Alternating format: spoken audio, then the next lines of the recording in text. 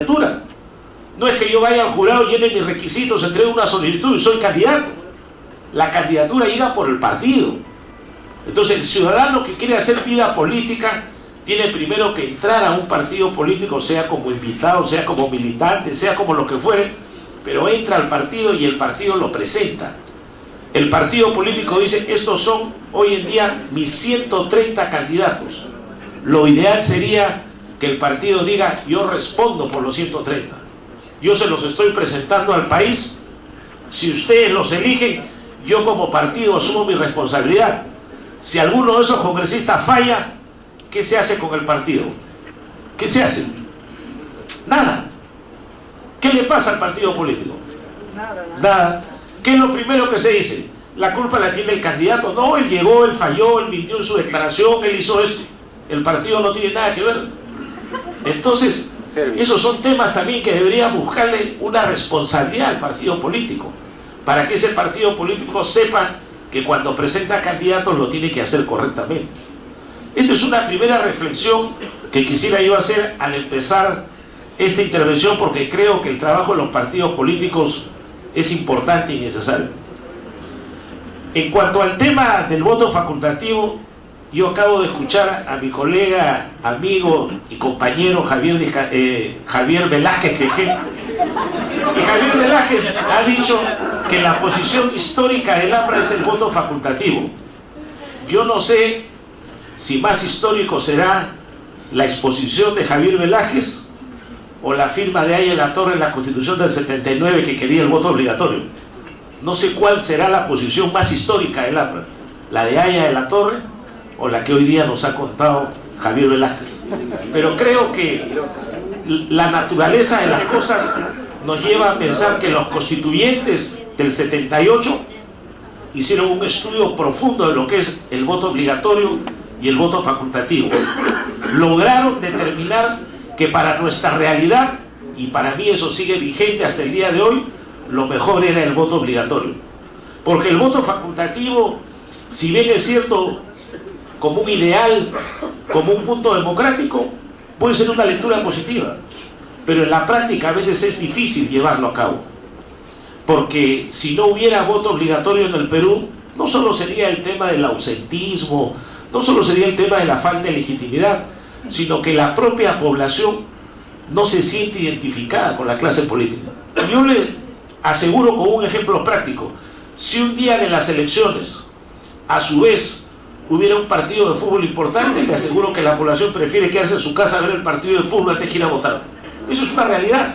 Le dolerá al político, pero es verdad. Se queda en su casa, prefiere tener un almuerzo, conversar, ver su partido político, porque dicen las elecciones, no, ya iré a votar después, no, ya, si no es obligatorio el voto, que otros elijan, pues que vayan los que le interesan la política. Incluso nosotros sabemos, por experiencia, que termina una elección y a los 2-3 meses el Congreso, que es el que representa a la clase política, comienza a golpearse y a desacreditarse. A los congresistas, que son los políticos que más se exponen, los atacan desde los sueldos que perciben, desde el trabajo que realizan, que no presentan proyectos de ley, que solo se preocupan de sus intereses, que no presentaron una declaración jurada adecuada, que los sometan a la comisión de ética. En fin, una serie de temas y casos que a la larga terminan golpeando a la clase política. Y eso también hay que decirlo, porque el voto facultativo no se puede desprender de los partidos políticos. Hoy en día la ley de partidos políticos establece que los partidos pueden escoger elecciones primarias o no, o también lo pueden hacer por asambleas de delegados para que puedan elegir a sus candidatos. Yo pregunto, en esas elecciones primarias de los militantes de partidos, ¿el voto es obligatorio o facultativo? No hay voto obligatorio, o sí hay voto obligatorio, o solo se refiere al militante que quiera va y vota. ¿Y cuántos militantes de un partido van y votan? Y no confundamos lo que significan las personas que firman para inscribir un partido político con las personas que son militantes de un partido político, porque a veces uno quiere construir un partido político y el primer requisito, la primera valla que le ponen es saque usted firmas, y desde que empiezan los partidos a construirse hay gente que repite firmas, o hay gente que por la molestia o el fastidio, en vez de poner el número del DNI, pone el número de un celular. y lo pasan como si fuera el voto. Y después el que inscribe ese partido termina denunciado ante la Fiscalía por delito contra la fe pública, por haber presentado firmas falsas. Entonces, ¿hasta dónde puede llegar uno? O sea, tiene que confiar en el ciudadano que efectivamente le va a dar su DNI para poder inscribir su partido. Y ojo, una cosa es el ciudadano que firma para que el partido se inscriba, y otra cosa es el ciudadano que quiere militar en ese partido, que quiere estar presente, que quiere ocupar un cargo dirigencial, que aspira a ser candidato a un cargo público de elección popular. Porque hay muchos que respaldan a los partidos, van a las reuniones, apoyan, pero no quieren ocupar puestos públicos. Hay otros que sí, hay otros que entran a los partidos, postulan, pierden una elección y en el periodo siguiente están por otro lado. Como también hay partidos políticos que en cada proceso electoral cambian de nombre. Viene una elección, se presenta con un nombre. Al periodo siguiente aparece otro nombre. Al periodo siguiente otro, pero son los mismos. Entonces la gente se confunde también porque dicen, ¿cuál es el partido político de este candidato que yo quiero votar? Si hace 2 periodos se llamaba así, ahora se llama de tal manera, mañana se llamará de tal, luego cambiará de nombre. Eso también confunde al electorado y no permite que el electorado forme una posición definida sobre lo que es un partido político, sobre cuál es la consecuencia de una elección y sobre si el voto facultativo debe ser lo mejor o lo más aceptable. Nosotros en la Comisión de Constitución, es cierto, vamos a ampliar este debate porque este ya se ha hecho en varios congresos anteriores, ya ha habido votaciones, posiciones firmes que han marcado los partidos políticos y probablemente ahora vamos a entrar a un nuevo debate para ver si es mejor el voto facultativo o el voto obligatorio. Y también creo yo, y tengo una posición personal, yo creo en el voto preferencial. A mí me parece que el voto preferencial ayuda a evitar que las cúpulas de los partidos impongan a los candidatos. Que un grupo de dirigentes de un partido diga, no, los primeros que van son estos y los demás van de adorno. No le permite opciones a otras personas. Como también hay partidos políticos que tienen líderes que toda la vida son los eternos candidatos y no permiten que otros puedan aspirar, o incluso ni siquiera convocan a elecciones internas, y allá de aquel que se atreva a enfrentarse a ese candidato queda liquidado o lapidado en el partido político. Entonces dice, el candidato natural es fulano de tal. ¿Quién más quiere ser candidato? Nadie levanta la mano. ¿Quién más se inscribe a enfrentarlo? Nadie. ¿Por qué? Porque el que se enfrenta perdió. Perdió, es la verdad. Entonces los partidos también tienen que renovarse. Incluso se ha llegado a decir que no debería haber reelección. Se discutió ahora último de presidentes regionales y algunos decían, tampoco debería haber reelección de congresistas, tampoco debería haber reelección de presidentes, tampoco debería haber reelección de alcaldes y de regiones. No a la reelección, decían, era una tendencia que estaba yendo. Sin embargo, hay líderes que merecen estar en el Congreso, o estar en un gobierno regional, o estar ejerciendo labor pública o política, porque se supone que el político se prepara para eso, se prepara para trabajar en política, se capacita, adquiere experiencia y puede lograrlo. Hay otros que no lo logran porque quieren la política como algo pasajero, o como para decir, llegué a ocupar tal puesto y después me retiro porque no le interesa, no participa, no interviene en los debates. Entonces todos esos análisis tienen que ir de la mano. Yo creo que no solo deberíamos centrarnos en definir si es mejor el voto facultativo o es mejor el voto obligatorio. Creo que lo importante es ver todo un panorama, y en ese panorama, aunque nos queramos alejar, también tiene que ver la bicameralidad, que creo yo el Perú la necesita, porque cuando hay una sola cámara los reflectores se enfocan y es más fácil que ese Congreso cambie de opinión de un día para otro. En cambio, cuando hay 2 cámaras se habla de reflexión, se habla de mejor estudio, se aprueba un proyecto de ley en una cámara, todavía no lo pueden enfocar ni atacar porque falta la opinión de la otra cámara.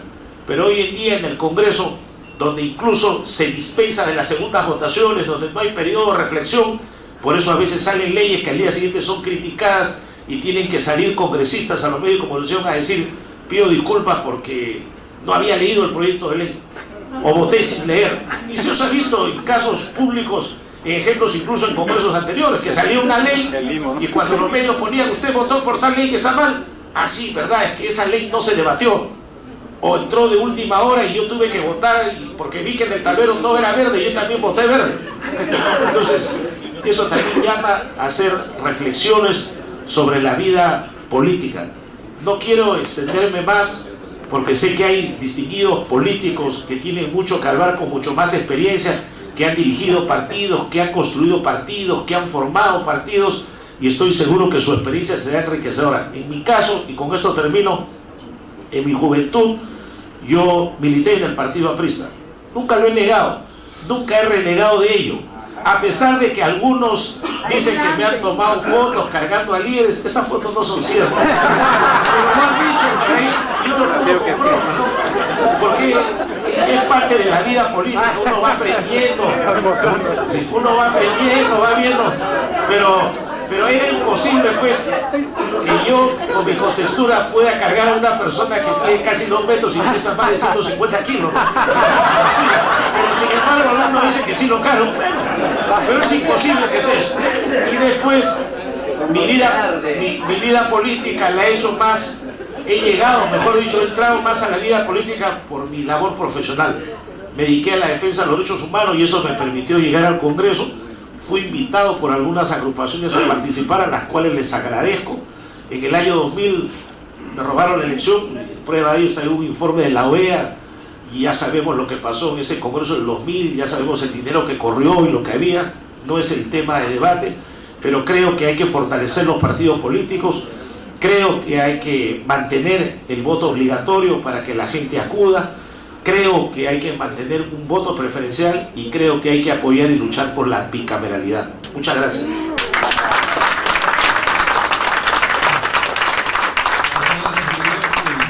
Agradecemos por el cierre y la bicameralidad, es un punto importante que hay que destacar.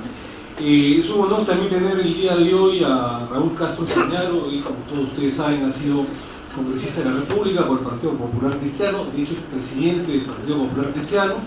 Es un abogado de prestigio y le cedemos el uso de la palabra para que el día de hoy nos dé los alcances sobre voto facultativo o voto obligatorio. Raúl, adelante. Muchas gracias, Omar, presidente de la Comisión de Constitución, señores congresistas, damas y caballeros. Efectivamente, cuando ingresé al Congreso el año 2006, presenté un paquete completo a nombre de mi bancada, por cierto, de reforma política. Este paquete incluía bicameralidad, voto preferencial, reforma de la ley electoral, modificación de la ley de la revocatoria, modificación de la ley de participación ciudadana, modificación del régimen de administración de justicia, etcétera, etcétera, etcétera. Porque todo el mundo hablaba de fortalecer los partidos políticos, pero la corriente iba exactamente en contra de fortalecer los partidos políticos. Y pareciera ser que la corriente sigue yendo en contra a lo que significa fortalecer los partidos políticos. Vean ustedes, les voy a dar un ejemplo. Este año, 2013, el PPC ha participado en 3 procesos electorales. La revocatoria de Lima Metropolitana, un proceso complementario en muchas provincias del país el 7 de julio y el proceso complementario el 24 de noviembre pasado. Pero además ha tenido 2 procesos electorales internos para elegir los candidatos que nos van a representar en esas elecciones complementarias. Entonces, quiere decir, un partido absolutamente institucional ha tenido 5 procesos electorales en un año. Y el próximo año tendremos otra vez 5 procesos electorales, incluidas las complementarias en casi 60 y tantas provincias en el mes de marzo, la elección interna de candidatos para municipios, luego para regiones, luego el proceso municipal regional y la segunda vuelta regional. De manera que cuando nosotros nos preguntamos hacia dónde apunta este sistema político, la respuesta es evidentemente no apunta a fortalecer partidos políticos, porque no hay partido en el mundo que pueda aguantar ese training. Lo venimos haciendo con un esfuerzo impresionante y tratamos de hacerlo lo mejor posible, pero indudablemente no somos perfectos. Aquí no hay financiamiento público, como se ha dicho, hay una institucionalidad absolutamente debilitada y lo que es peor, estamos absoluta y permanentemente fiscalizados por los órganos electorales que todos los días nos requieren una serie de información para la cual hay que contratar muchas veces profesionales independientes que tenemos que financiar y sufragar con nuestros propios recursos. Ahora imagínense ustedes lo que cuesta para un partido político montar un proceso de elecciones internas a nivel nacional. Piensen ustedes si la normatividad actual, incluida la ley de partidos políticos, cuya reforma también presentamos, entre otras, por ejemplo, para evitar el tema de la competencia desleal de los movimientos regionales. Resulta que yo le decía a 5 candidatos míos en Ancash, ustedes tienen que competir y hacer campaña interna. 2 me decían, no, yo hago mi propio movimiento, porque ahí no tengo que rendir cuentas a nadie.